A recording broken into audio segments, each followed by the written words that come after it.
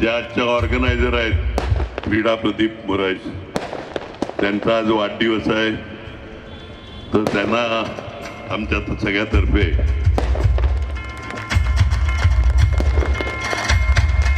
कोळी आणखीन east Indian संस्कृतीचे सांस्कृतिक कार्यक्रम आपल्या सगळ्यांच्या समोर येणार आहेत. मला फ्रीडा मॅडमनी घरी नेलं का या जरा आमची लोक उशिरा येतात. मी म्हटलं मला सगळ्या ठिकाणचा अनुभव आहे का भाषणं ऐकायला कोणीही येत नाही, ते करमणुकीच्या कार्यक्रमाकरता येतात.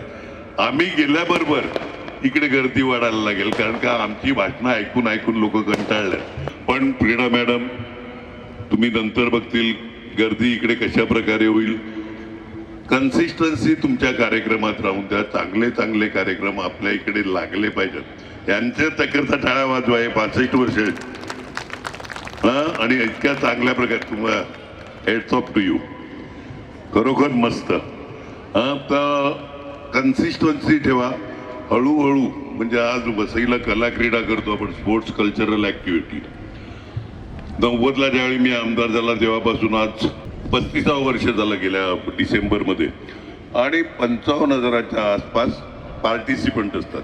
त्यामुळे इकडे कन्सिस्टन्सी म्हणजे 3-4 हजार स्पर्धकांनी चालू झालेला आज 55,000च्या वरती गेले.